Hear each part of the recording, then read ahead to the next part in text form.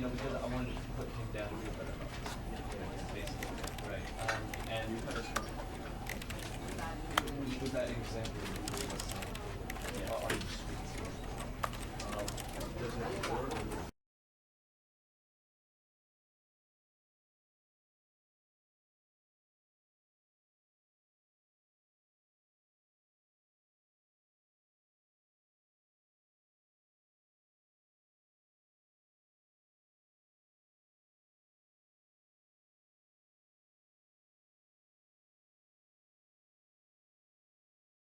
This is the story of a man named Stanley. Stanley worked for a company in a big building where he was employee number 427. Employee number 427's job was simple. He sat at his desk in room 427 and he pushed buttons on a keyboard. Orders came to him through a monitor on his desk, telling him what buttons to push, how long to push them, and in what order. This is what employee 427 did every day of every month of every year. And although others might have considered it soul-rending, Stanley relished every moment that the orders came in, as though he had been made exactly for this job. And Stanley was happy.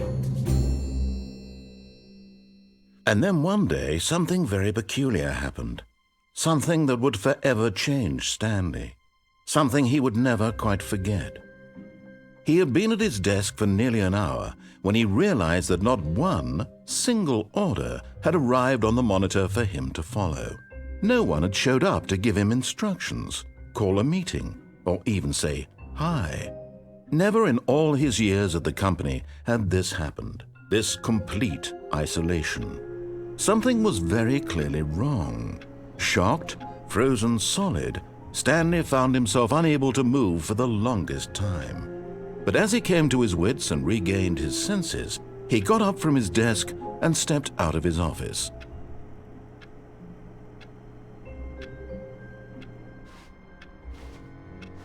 All of his co-workers were gone. What could it mean? Stanley decided to go to the meeting room. Perhaps he had simply missed a memo.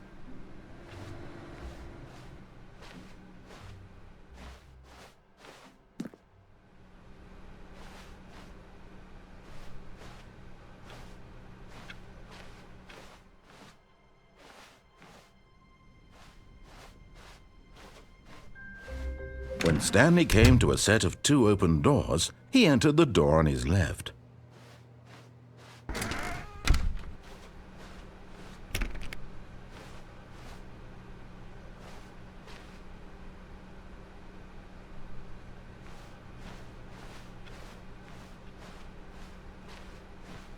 Yet there was not a single person here either.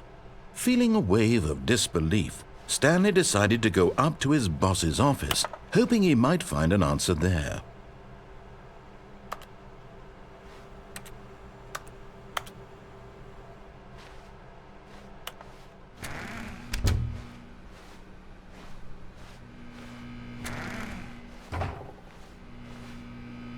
Stanley stepped into the broom closet, but there was nothing here, so he turned around and got back on track. Coming to a staircase, Stanley walked upstairs to his boss's office.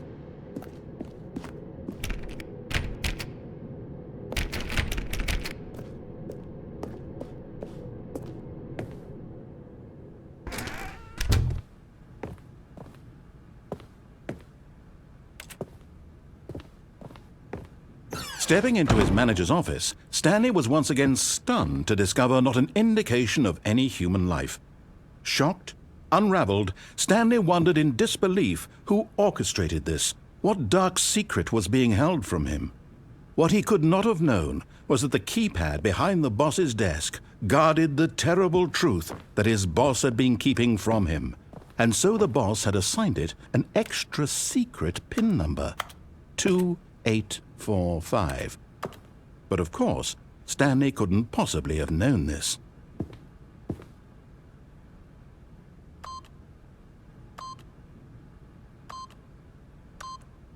Yet incredibly, by simply pushing random buttons on the keypad, Stanley happened to input the correct code by sheer luck. Amazing. He stepped into the newly opened passageway.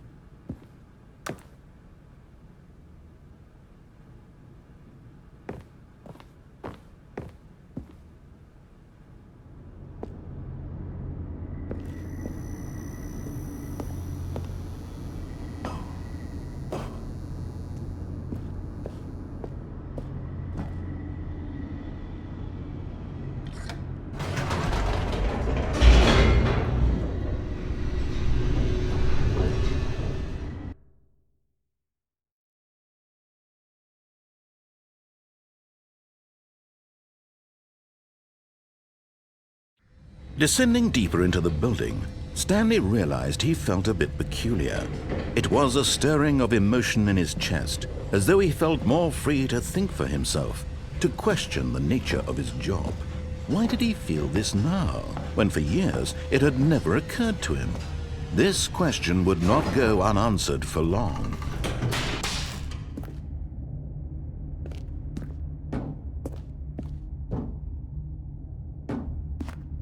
Stanley walked straight ahead through the large door that read Mind Control Facility.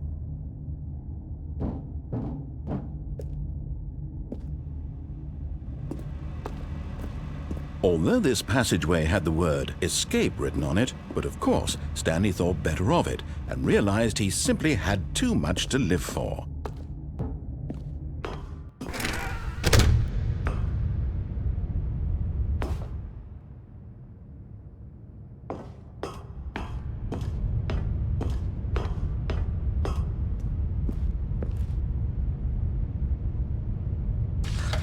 The lights rose on an enormous room packed with television screens. What horrible secret did this place hold? Stanley thought to himself. Did he have the strength to find out?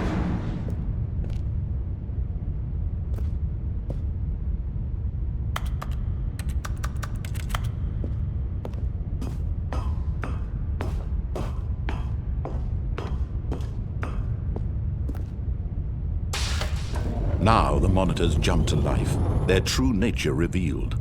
Each bore the number of an employee in the building, Stanley's co-workers. The lives of so many individuals reduced to images on a screen, and Stanley, one of them, eternally monitored in this place where freedom meant nothing.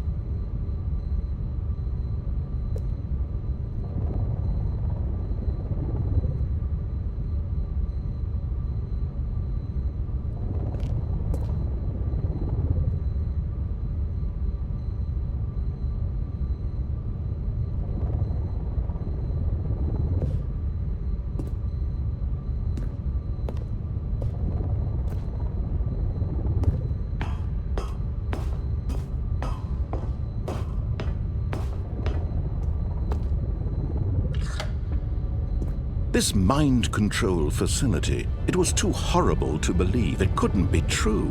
Had Stanley really been under someone's control all this time?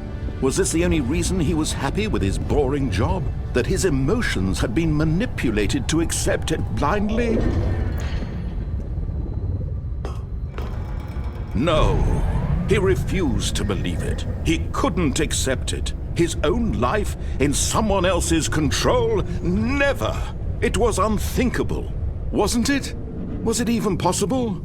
Had he truly spent his entire life utterly blind to the world? But here was the proof, the heart of the operation. Controls labeled with emotions, happy or sad or content. Walking, eating, working, all of it monitored and commanded from this very place. And as the cold reality of his past began to sink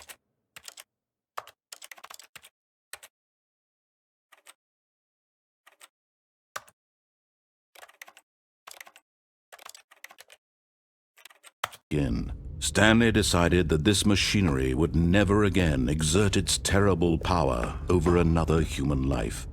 For he would dismantle the controls once and for all.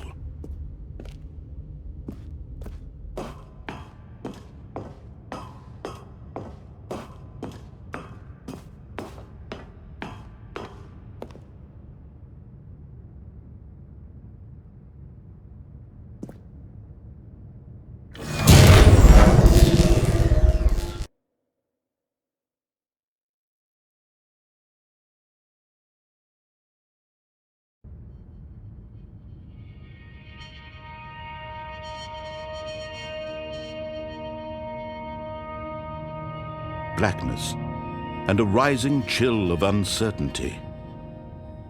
Was it over? Yes! He had won! He had defeated the machine, unshackled himself from someone else's command. Freedom was mere moments away. And yet, even as the immense door slowly opened, Stanley reflected on how many puzzles still lay unsolved. Where had his co-workers gone? How had he been freed from the machine's grasp?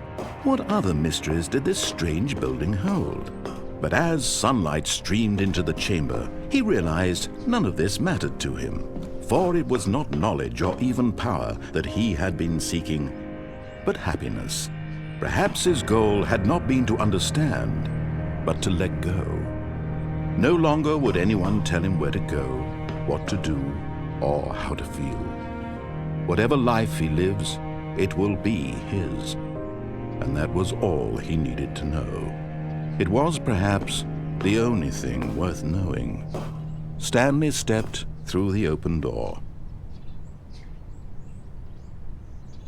Stanley felt the cool breeze upon his skin, the feeling of liberation, the immense possibility of the new path before him. This was exactly the way, right now, that things were meant to happen. And Stanley was happy.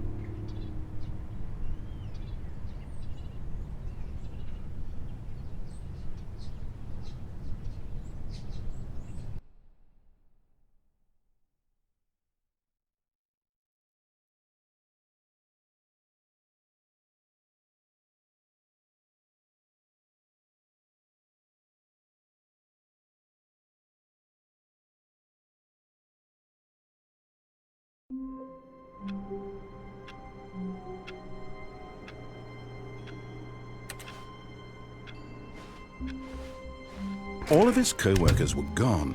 What could it mean? Stanley decided to go to the meeting room. Perhaps he had simply missed a memo.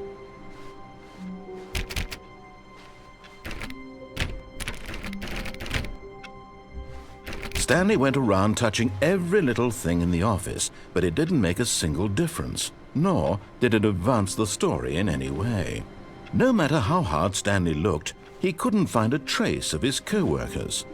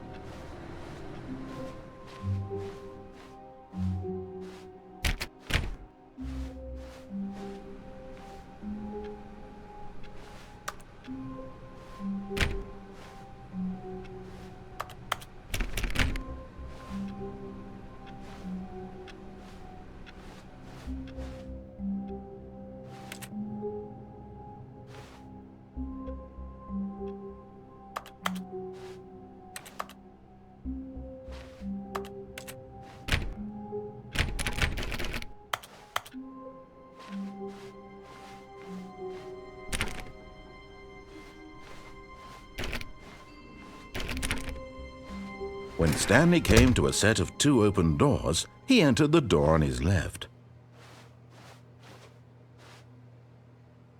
This was not the correct way to the meeting room, and Stanley knew it perfectly well. Perhaps he wanted to stop by the employee lounge first, just to admire it.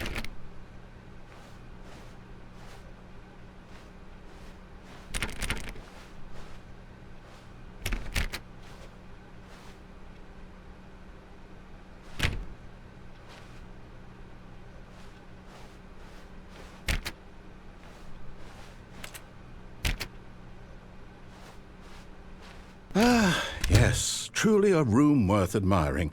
It had really been worth the detour after all, just to spend a few moments here in this immaculate, beautifully constructed room. Stanley simply stood here, drinking it all in.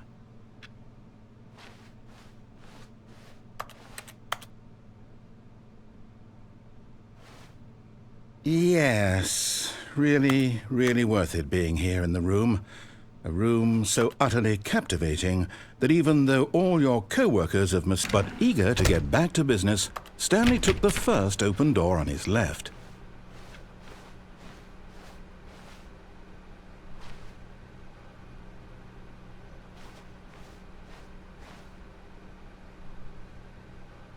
Stanley was so bad at following directions, it's incredible he wasn't fired years ago.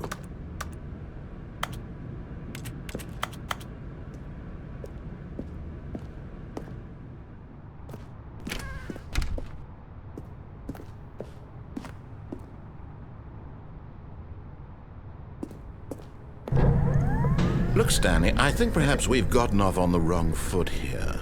I'm not your enemy, really, I'm not. I realize that investing your trust in someone else can be difficult, but the fact is that the story has been about nothing but you all this time. There's someone you've been neglecting, Stanley. Someone you've forgotten about. Please, stop trying to make every decision by yourself. Now, I'm not asking for me, I'm asking for her. This is it, Stanley. Your chance to redeem yourself. To put your work aside, to let her back into your life. She's been waiting.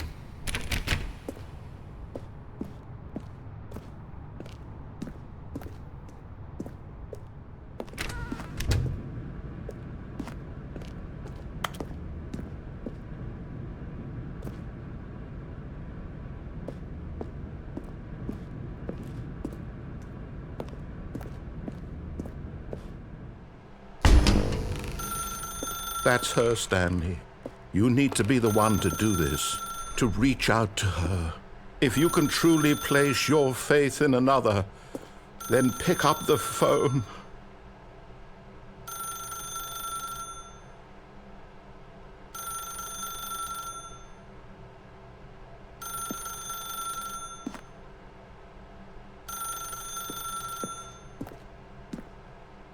As Stanley picked up the phone, a white light engulfed him, filling him not just with radiance, but with hope. Hope for a life reunited one... Wait. Oh, goodness. Stanley, did you just unplug the phone? No, that wasn't supposed to be a choice. How did you do that? You actually chose incorrectly? I didn't even know that was possible. Let me double-check. No, it's definitely here, clear as day. Stanley picks up the phone. He's taken to his apartment where he finds his wife, and the two pledge themselves to one another. Music comes in, fade to white, roll credits. Not picking up the phone is actually somehow an incorrect course of action. How is that even possible? None of these decisions were supposed to mean anything. I don't understand. How on earth are you making meaningful choices? What did you... Wait a second. Did I just see... No, that's not possible. I can't believe it. How had I not noticed it sooner? You're not Stanley. You're a real person. I can't believe I was so mistaken. This is why you've been able to make correct and incorrect choices. And to think I've been letting you run around in this game for so long. If you'd made any more wrong choices, you might have negated it entirely. It's as though you completely ignored even the most basic safety protocol for real-world decision-making. Or did you not grasp the severity of the situation? Well, I won't have that kind of risk on my watch. I'm going to stop the game for a moment so we can educate you properly on safe decision-making in the real world. Please observe this helpful instructional video. Choice. It's the best part of being a real person. But if used incorrectly, can also be the most dangerous. For example, in this scenario, a hypothetical real person named Rupert has a choice. He could invent a machine that eliminates food shortages across the world to make life better for all people. Or he could spend years of hard work forgetting how to read. Which choice would you make? Remember that unlike here, the real world makes sense, and at no time should you make a choice that does not conform to rational logic. If you find yourself speaking with a person who does not make sense, in all likelihood, that person is not real. Allow the person to finish their thought, then provide an excuse why you cannot continue talking. Turn to a partner and practice saying, "My goodness, is it 4:30? I'm supposed to be having a back, sack, and crack."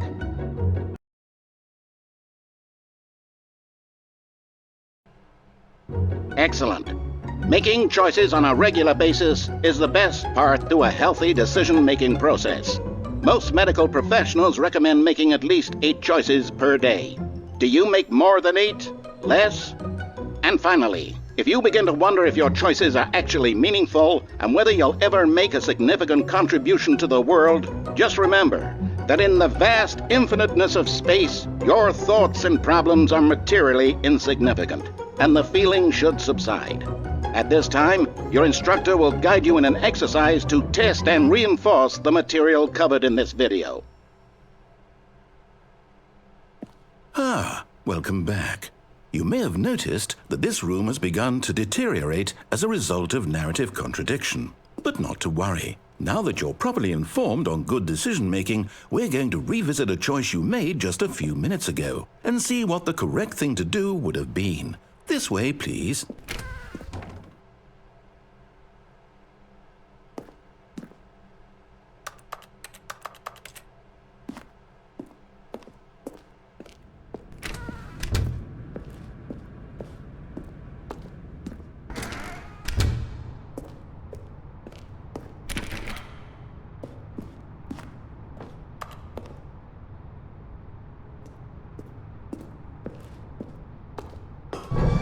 Now that we know your choices are meaningful, we can't have you jumping off the platform and dying. Imagine the main character dying senselessly halfway through the story. That story would make no sense at all. We just need to get you home as soon as possible before the narrative contradiction gets any worse. Unfortunately, it seems this place is not well equipped to deal with reality.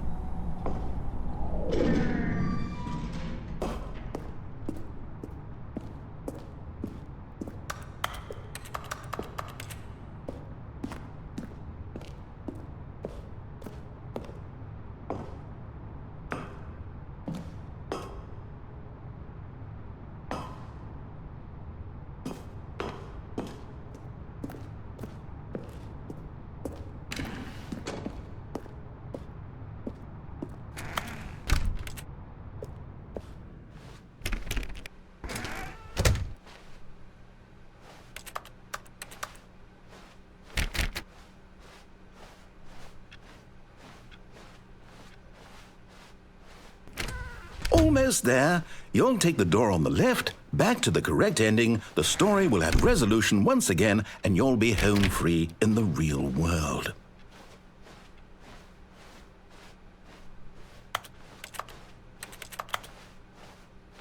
Now remember, all you need to do is behave exactly as Stanley would. That means choosing responsibly and always putting the story first. I'm quite sure you'll be up to the task. Just follow my lead and you'll be fine. All right. When Stanley came to a set of 2 open doors, he entered the door on his left. No! Why did you do that? Quickly, hurry back in the other direction. Perhaps we're not too late.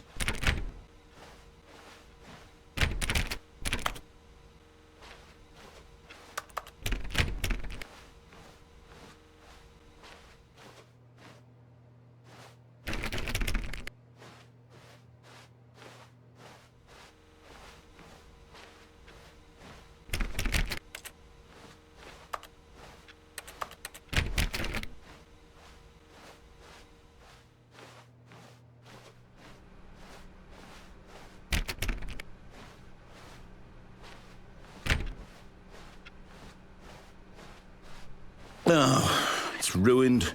I can't believe, after everything we talked about, that my story, you've destroyed my work. Why? For what? What did you get out of that? What did you think was so special about seeing the game undone, left here like so much garbage? It's worthless now. And what am I supposed to do? Even if there were a way to continue, would it be worth it? To know that my story is now incorrect? How can I go back to that? I can't erase that knowledge. I'll have to live with it forever, reliving its impossibility forever. I couldn't live that way. Is it better to shut the game down entirely? To willingly destroy all of my work? I don't know. What's the answer? What do I do? What do I do? What do I... No, I have to. I have to shut the game down. I have to. I have to.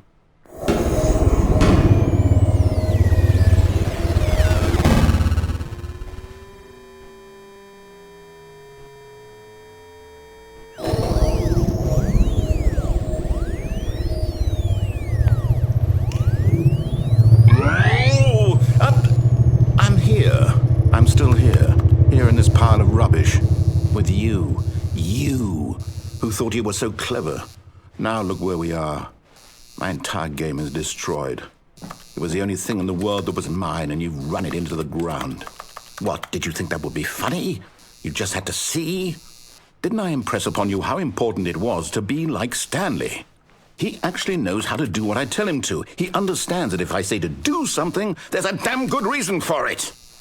That thought hadn't even occurred to you, had it? That there's a world outside of you? You're a child. Oh, my story. If you'd just gone through the door on the left, you would have seen it. There was a whole underground facility. You would have destroyed it and been victorious. It would have been so perfect. I worked so hard on it. I tried so hard to make... behave exactly as Stanley would. That means choosing responsibly and always putting the story first. I'm quite sure you'll be up to the task. Just follow my lead and you'll be fine. All right. When Stanley came to a set of 2 open doors, he entered the door on his left. No! Why did you do that? Quickly, hurry. Behave exactly as Stanley would. That means choosing responsibly and always putting the story first. I'm quite sure you'll be up to the task. Just follow my lead and you'll be fine. All right. When Stanley came to a set of 2 open doors, he entered the door on his left.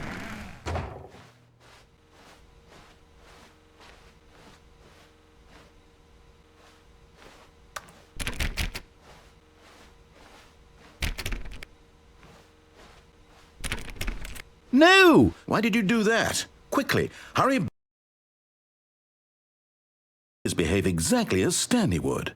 That means choosing responsibly and always putting the story first. I'm quite sure you'll be up to the task. Just follow my lead and you'll be fine. All right. When Stanley came to a set of 2 open doors, he entered the door on his left.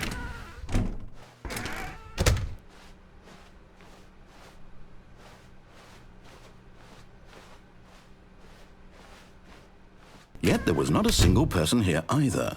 Feeling a wave of disbelief, Stanley decided to go up to his boss's office, hoping he might find an answer there.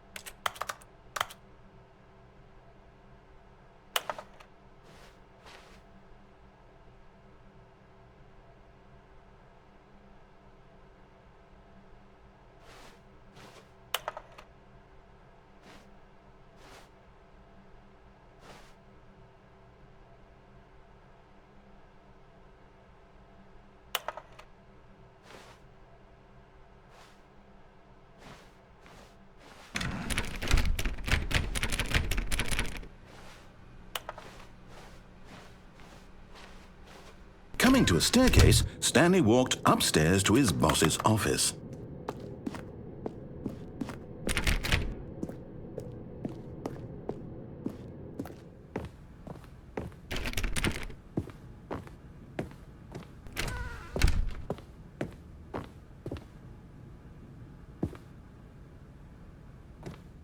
Stepping inside his manager's office, Stanley was once again stunned to discover not an indication of any human life. Shocked, unraveled, Stanley wondered in disbelief who orchestrated this, until he saw the door with a voice receiver next to it. Surely behind this door lay all the answers to his questions. And beyond all probability, he knew the passcode. He had seen it on his boss's computer just last week. Nightshark 115. Was this the code to open the door? Would it still work? There was only one way to find out. Stanley had been trained never to speak up, but now he would draw from within himself the courage to face the unknown. He drew a sharp breath and then spoke the code.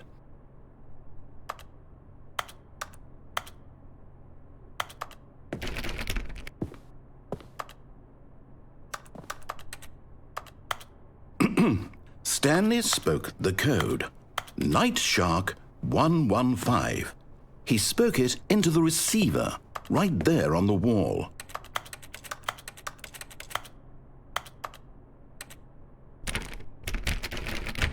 I'm sorry, is there a problem? You didn't mishear me, did you? Please speak the code into the receiver. Otherwise, we can't get on with the story. This is a crucial step.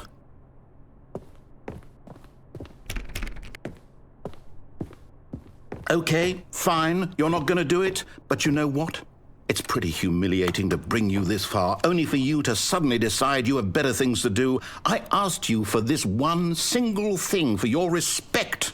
The kind of respect Stanley shows for his choices. He knows what it means to take a story seriously. If you didn't want to see what I had to show you, then why did you come here? You had a choice, you know. You could have gone through the door on the right. You could have done whatever the hell you wanted over there. Why did you come this way? Speak. Say something to me. Explain yourself, you coward. You... When Stanley came to a set of two open doors, he entered the door on his left.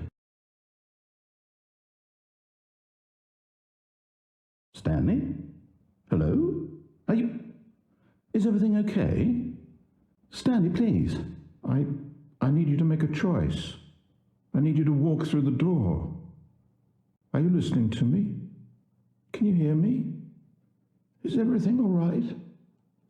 Stanley, this is important. The story needs you. It needs you to make a decision. It cannot exist without you. Do you understand me? Whatever choice you make is just fine. They're both correct. You cannot be wrong here. We can work together. I'll accept whatever you do. I simply need you to take that step forward, please. Choose. Do something. Anything. This is more important than you can ever know.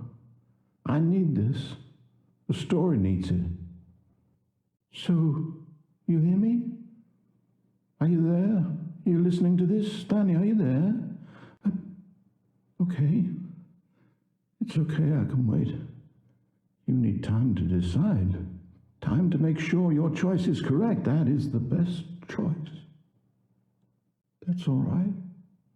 I'll wait for you to decide what's the right thing to do. Take as much time as you need.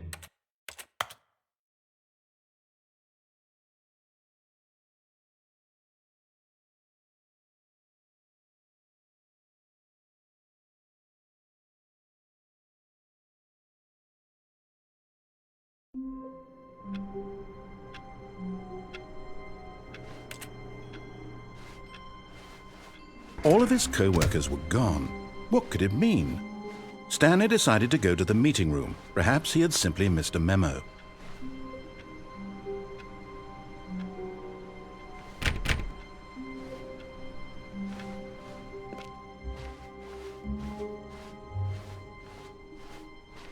When Stanley came to a set of two open doors, he entered the door on his left.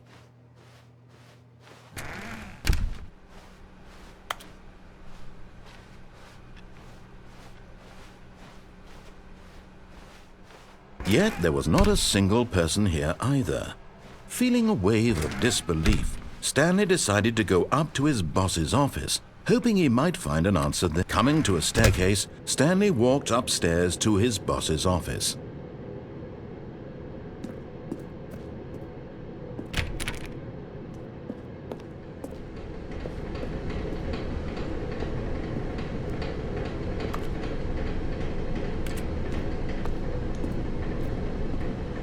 But Stanley just couldn't do it. He considered the possibility of facing his boss, admitting he had left his post during work hours. He might be fired for that. And in such a competitive economy, why had he taken that risk? All because he believed everyone had vanished? His boss would think he was crazy. And then something occurred to Stanley. Maybe, he thought to himself, maybe I am crazy. All of my co-workers blinking mysteriously out of existence in a single moment for no reason at all. None of it made any logical sense. And as Stanley pondered this, he began to make other strange observations. For example, why couldn't he see his feet when he looked down? Why did doors close automatically behind him wherever he went? And for that matter, these rooms were starting to look pretty familiar. Were they simply repeating? No, Stanley said to himself, this is all too strange. This can't be real. And at last, he came to the conclusion that had been on the tip of his tongue. He just hadn't found the words for it. "I'm dreaming!" he yelled. "This is all a dream." Oh, what a relief Stanley felt to have finally found an answer, an explanation. His co-workers weren't actually gone. He wasn't going to lose his job. He wasn't crazy after all. And he thought to himself, I suppose I'll wake up soon. I'll have to go back to my boring real-life job pushing buttons. I may as well enjoy this while I'm still lucid. So he imagined himself flying and began to gently float above the ground. Then he imagined himself soaring through space on a magical star field, and it too appeared. It was so much fun, and Stanley marveled that he had still not woken up. How was he remaining so lucid? And then perhaps the strangest question of them all entered Stanley's head. One he was amazed he hadn't asked himself sooner. Why is there a voice in my head dictating everything that I'm doing and thinking? Now the voice was describing itself being considered by Stanley, who found it particularly strange. I'm dreaming about a voice describing me, thinking about how it's describing my thoughts, he thought. And while he thought it all very odd and wondered if this voice spoke to all people in their dreams, the truth was that, of course, this was not a dream. How could it be? Was Stanley simply deceiving himself, believing that if he's asleep, he doesn't have to take responsibility for himself?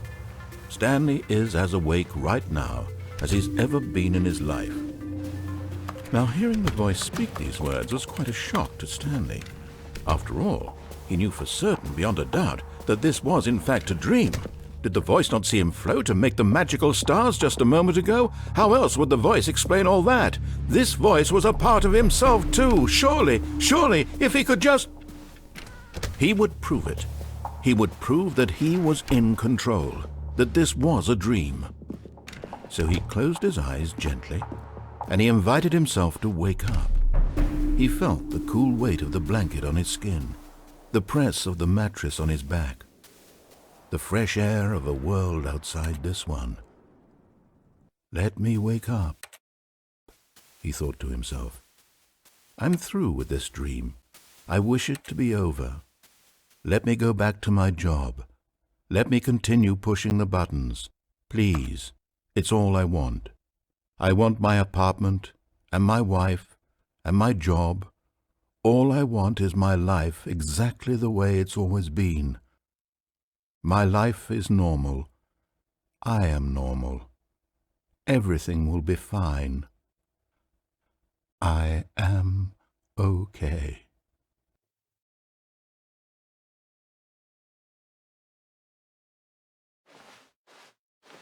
Stanley began screaming.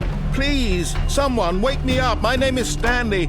I have a boss. I have an office. I am real. Please, just someone tell me I am real. I must be real. I must be. Can anyone hear my voice? Who am I? Who am I? And everything went black.